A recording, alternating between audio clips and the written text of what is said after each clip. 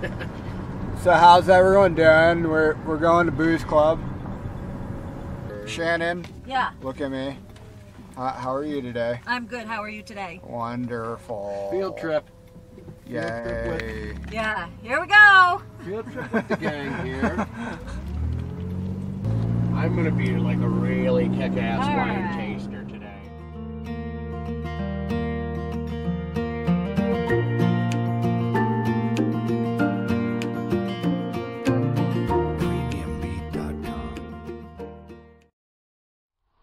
We are here today at the Keuka Lake Vineyards. It's the first stop on our tour of Keuka Lake. We got 3 other stops, but this is one of my favorites because they do a chocolate and wine pairing. And today, of course, it's Tommy, Kimmer, Nicole, but we also have, you know, this weird guy we picked up. And I don't know where he is. Yeah, he was with us earlier, but anyways. you want to get in on this? Yeah. I mean, because explaining from the back is not going to work. Yeah, well, we did. You know, we previously had got the crew today, but one of us is just kind of here. We shouldn't have picked this guy up. I'm feeling weird about this. Yeah. Let's see how this plays out.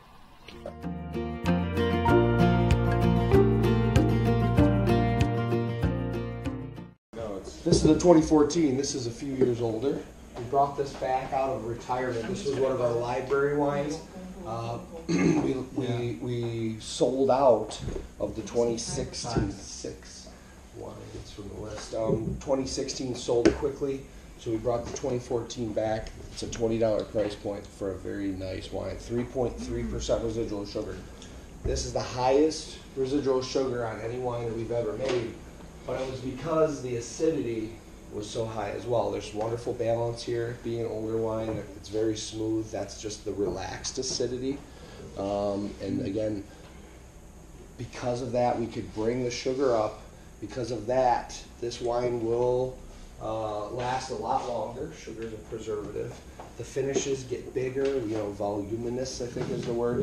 You taste this for so much longer than you would a young semi-dry Riesling. I think that's what I really like about it. It's very drinkable, but you can do so greater. That's a good one. You know, gap between sips. Yep. So It's really complicated.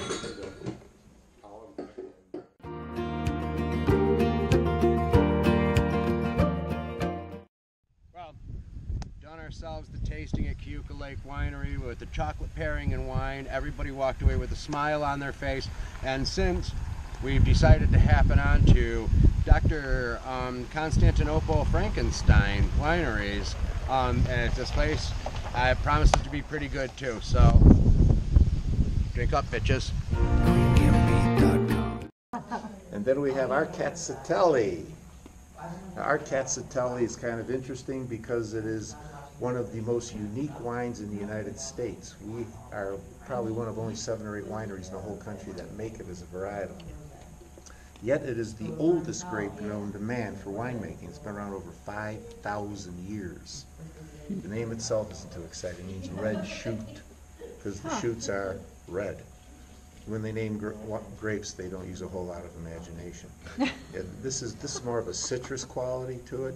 Really good with poultry like turkey and chicken, and I like it with a lot of seafood dishes.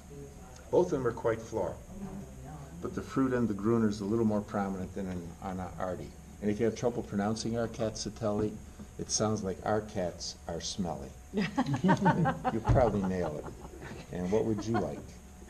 I'll try this one. Yeah. Okay. And it's in my right hand. That was a good move. I'm trying to be fair. And you want Gruno. Yeah. And then we have our Old Vines Pinot Noir. The Old Vines designation, accepted industry-wise, appears to be 30 years or older.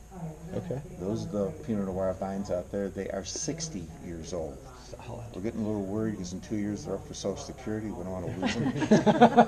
They're going to retire, I know. Yeah, but with an older vine, you get better quality fruit, just not as much of it. So like old worker like myself. I mean, 70s is the new 50s, I think, so you're good. I certainly hope so, because I'm there.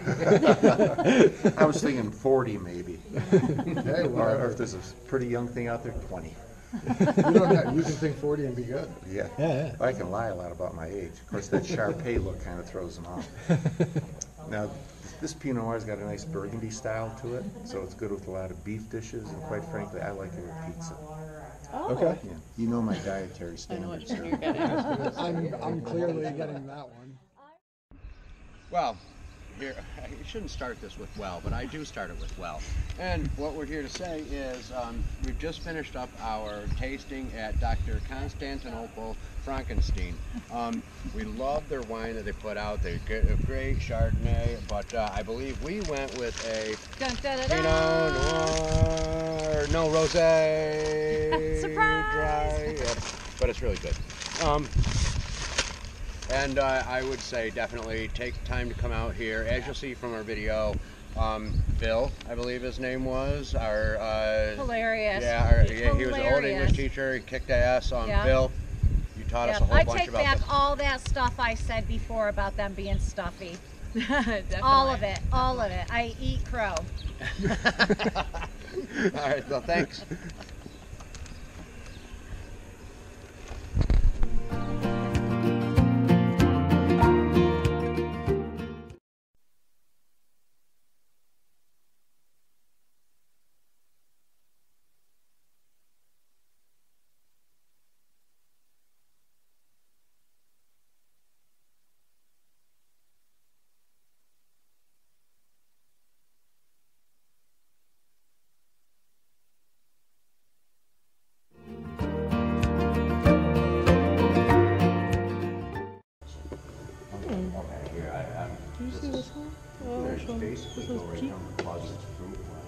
Peat notes.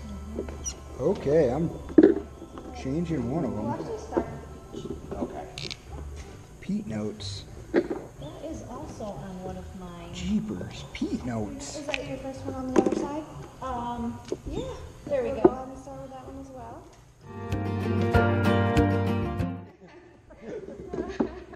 But like, it's fun and it tastes good and I love my booze. Absolutely. I'll drink to that. There's nothing, yeah. Is this the plum? Yes. Oh, nice. You have I did there, yeah. I'm sure it's not going to be as peaty as peated whiskey, but it says peat notes. So. Yeah, I'm a peat. Peat.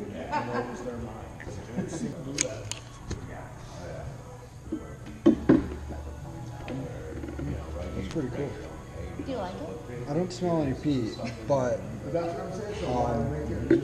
I'm not as good at picking out notes with wine as I am with whiskey.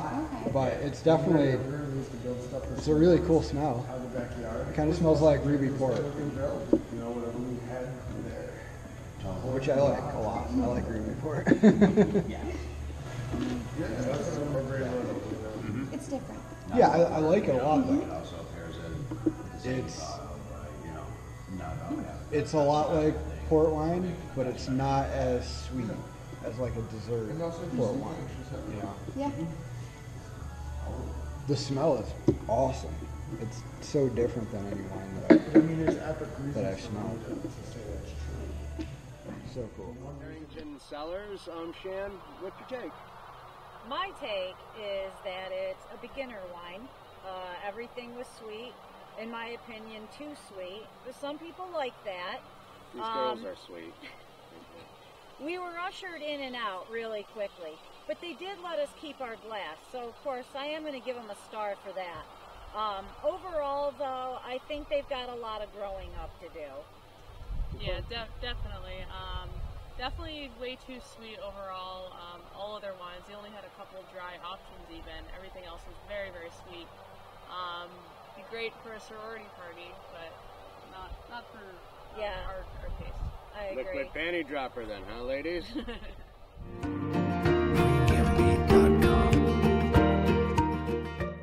Fourth and final stop on the Keuka Lake Wine Trail we put together for Booze Club.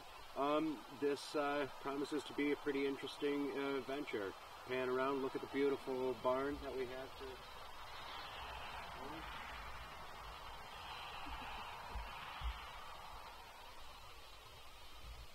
Let's see what this is about. Cannot wait to try new things. Upon first impression, the Keuka Lake Winery looked like an old untouched barn, Not only was the grass long and untrimmed, there were several beaten and weathered tables and chairs lying around that had seen better days.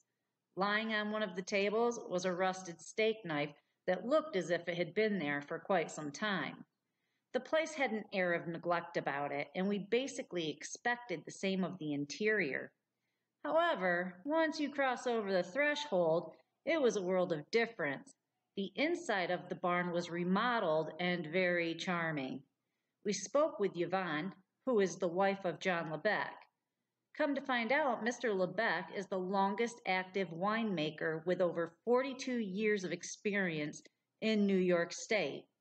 We happened to get lucky when the patrons before us left, giving us an opportunity to talk to Yvonne without interruption, which she did while doing a free tasting. Despite the fact she was not a lifelong resident, she knew a tremendous amount about the area her and her husband had chosen to build a business in.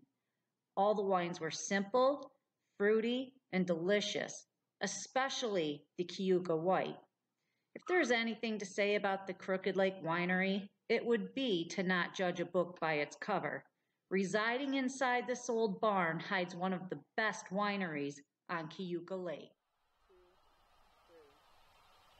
Our fourth and final stop out here on the Keuka Lake Wine Trail that we've put together today. We landed here at Keuka Lake Winery. To be honest, I was expecting some syrupy sweet, a little bit, after the last place, more of the same type thing. And I will say I was pleasantly surprised. They had some a cool variety. Everything, yes, I can't say on the sweet side because everything that, seems sweet finished great. Very fruity. Yeah. Very fruity, but not sweet. Yeah. Yeah. And on top of it, the lady that did our tasting, she was informative and fun to be with, and taught us a lot of history about the place. Yeah, I'm down with Keuka Lake. Yeah, for sure. This was cool. Definitely make it a stop. Here we are. We're back at the Beckman residence, dropping off our people from our adventure. We did 4 great wineries, some of them better than others. Personally, I think one of my favorites had to be, obviously, Dr. Konstantin Frankenstein's place, and I also like our last one, Keuka Lake Winery. But otherwise, I can't say the day was lost. It was actually gained to it. Nothing but good times. Yeah. I would say that, Dr. Konstantin Frankenstein, that was my favorite too. Me but too. I really did enjoy Keuka Lake Winery's pairing, their chocolate pairing. That was good. Yeah. And Keuka Lake Winery came as quite a surprise. From the outside look of the place, I was not expecting much. But, the wine was fantastic, and the history that the lady was able to give us was good too.